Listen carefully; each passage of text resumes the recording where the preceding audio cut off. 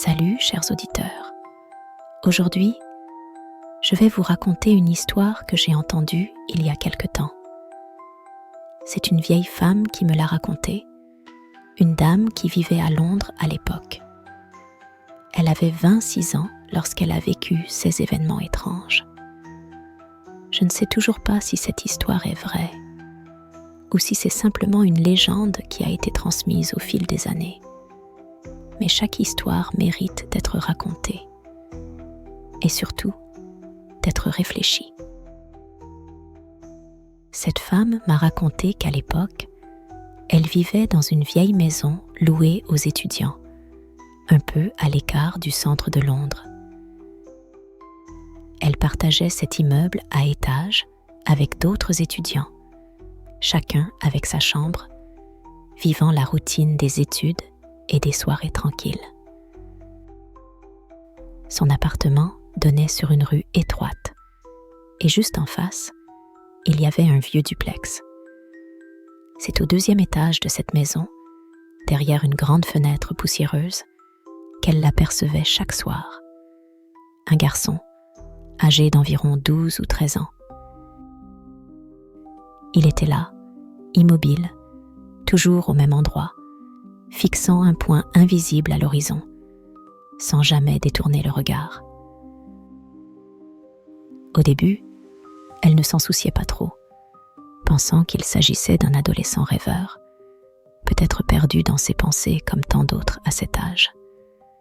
Mais très vite, un détail l'inquiéta. Le garçon ne bougeait jamais.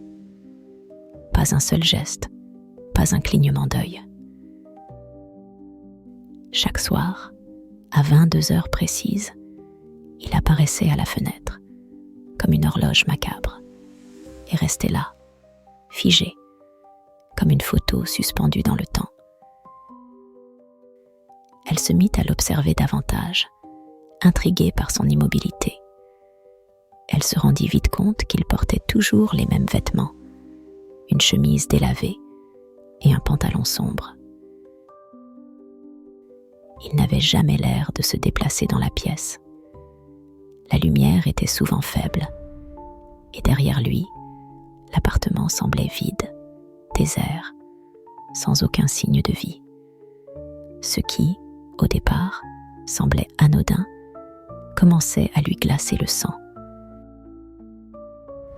Une nuit, alors qu'elle le regardait une fois de plus depuis sa propre chambre, Diane décida de lui faire un signe de la main, pensant peut-être attirer son attention.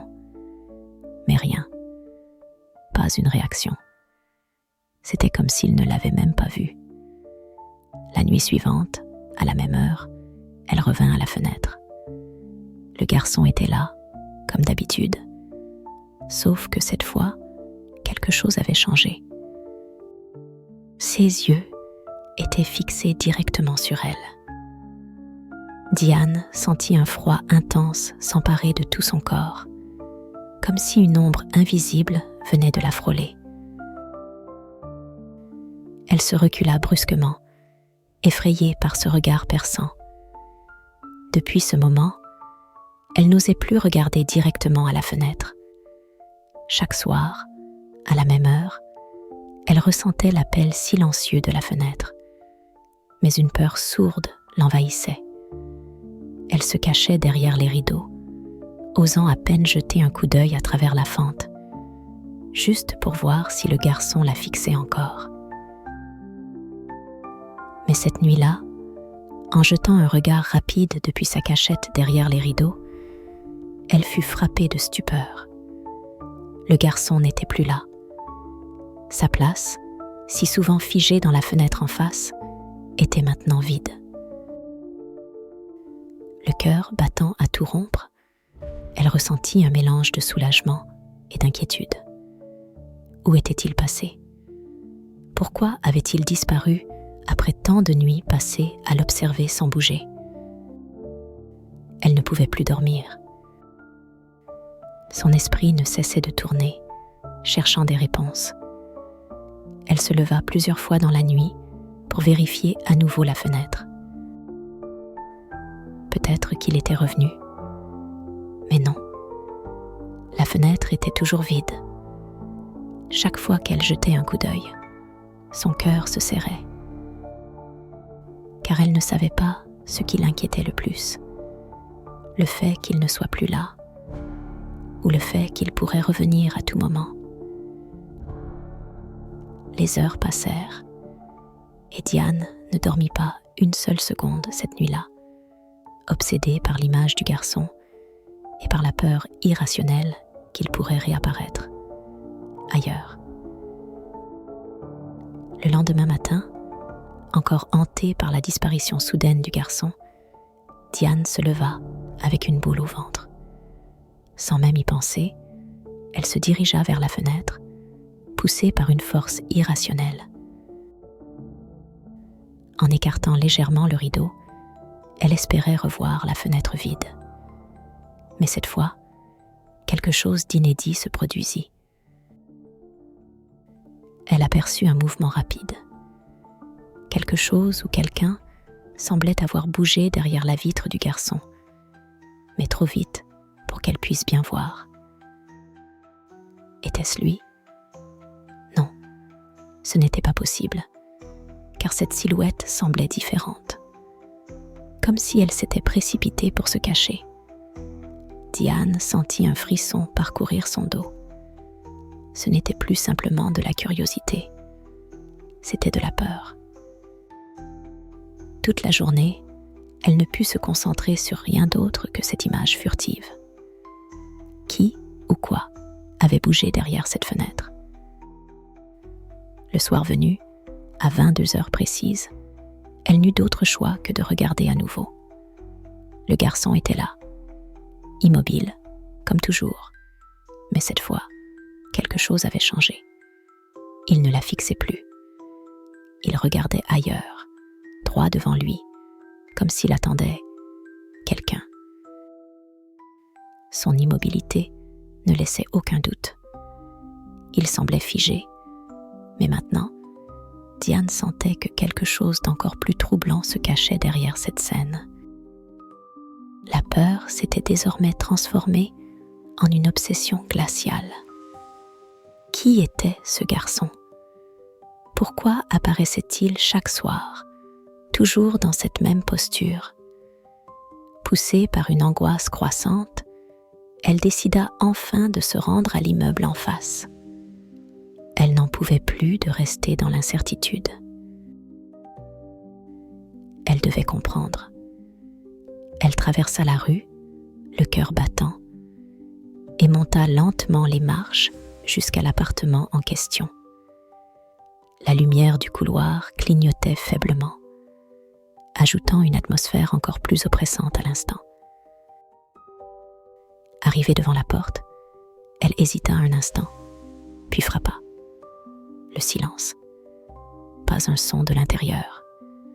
Elle frappa à nouveau, plus fort cette fois, mais aucune réponse. Le malaise grandissait en elle, comme si elle s'approchait d'une vérité qu'elle n'était pas prête à affronter.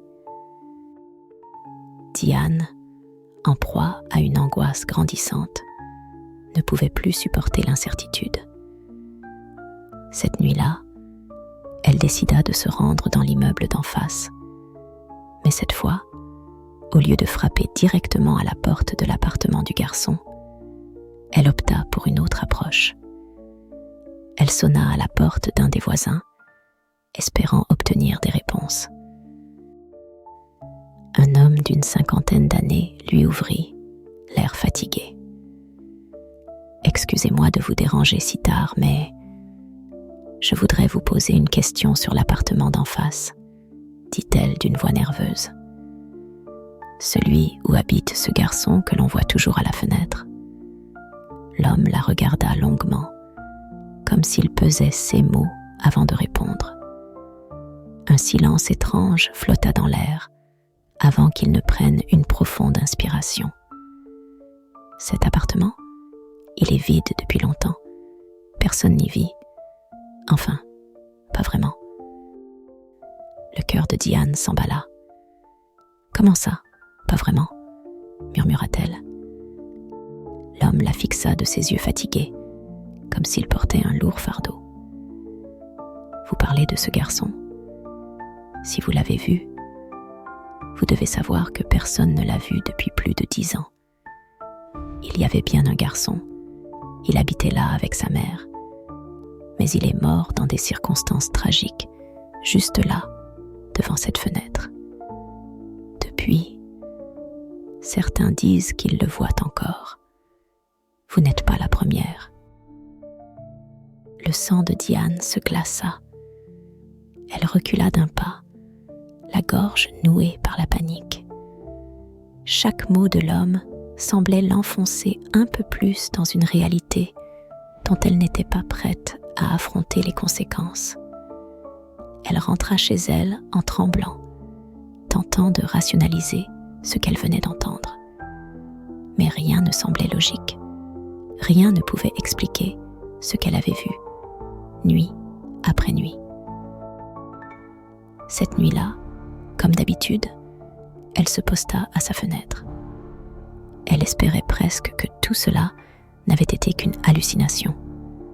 Pourtant, la vérité était là, terrifiante et implacable. La fenêtre en face était vide. Le garçon n'était plus là. Diane poussa un soupir de soulagement. Peut-être que tout cela était terminé. Peut-être qu'elle avait imaginé les choses.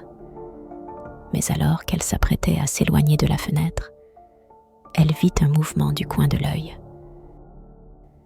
Pas dans l'immeuble en face, mais dans son propre reflet. L'horreur s'empara d'elle alors qu'elle réalisa lentement ce qui se passait. Dans le reflet de la vitre, le garçon était là, debout derrière elle, regardant par sa fenêtre, exactement comme il l'avait fait à travers la fenêtre en face. Elle voulut crier, mais aucun son ne sortit de sa bouche. Elle sentait sa présence derrière elle, un froid glacial l'entourant. Sans même se retourner, elle savait qu'il était là. Et cette fois, il ne disparaîtrait pas aussi facilement. Diane resta là, figée, le cœur battant à tout rompre, lorsque quelque chose d'inattendu se produisit. Dans le silence glacial de la pièce, elle crut entendre un murmure, à peine audible. « Aide-moi !» Ce simple mot résonna en elle, mais cette fois, elle ne ressentit plus la peur. Au lieu de cela, une étrange chaleur l'envahit, comme si l'appel du garçon n'était pas une menace, mais une supplication désespérée. Sans hésiter, Diane s'approcha de lui, son corps bougeant presque instinctivement vers cette âme tourmentée. Mais alors qu'elle tentait d'établir un contact, le garçon ne répondit pas. Il se contenta de la fixer un dernier instant, avant de disparaître comme une ombre chassée par la lumière. Diane le chercha des yeux, mais il n'était plus là. Les jours suivants, Diane ne pouvait s'empêcher de penser à cet étrange événement. C'est alors qu'elle rencontra une voisine plus âgée, une femme qui vivait dans l'immeuble depuis bien plus longtemps qu'elle. En discutant de l'appartement en face, Diane découvrit enfin la terrible vérité. Ce garçon dont elle voyait le reflet à la fenêtre avait été victime d'une tragédie bien plus sombre. Ses parents se disputaient violemment chaque soir, des cris qui résonnaient dans tout l'immeuble. Le garçon, épuisé par cette violence, ne supportait plus les disputes incessantes. Chaque nuit, il se postait à la fenêtre, espérant que quelqu'un, quelque part, le verrait et lui viendrait en aide. Mais personne ne remarqua jamais son appel silencieux. Une nuit, son père le surprit, debout à la fenêtre. La colère, alimentée par les disputes familiales, s'empara de lui. Peut-être ne voulait-il pas le tuer, peut-être que ce n'était qu'un geste impulsif. Mais il était déjà trop tard. Le garçon perdit la vie cette nuit-là, tué par celui qui aurait dû le protéger. Et depuis ce jour, son esprit restait figé à la fenêtre, cherchant toujours l'aide qu'il n'avait jamais pu recevoir de son vivant. Diane comprit alors que ce qu'elle avait vu n'était pas une menace, mais une demande d'aide. Ce garçon, piégé dans une boucle éternelle de douleur, attendait désespérément qu'on le voie, qu'on l'écoute. Parfois, les signes que nous ignorons, même les plus discrets, cachent des appels à l'aide que nous ne percevons pas toujours. Ce que Diane a découvert, c'est que derrière chaque silence peut se cacher une douleur immense. Le garçon, en quête de secours, nous rappelle l'importance de tendre la main, d'observer ceux qui nous entourent, car parfois, un simple regard peut sauver une vie.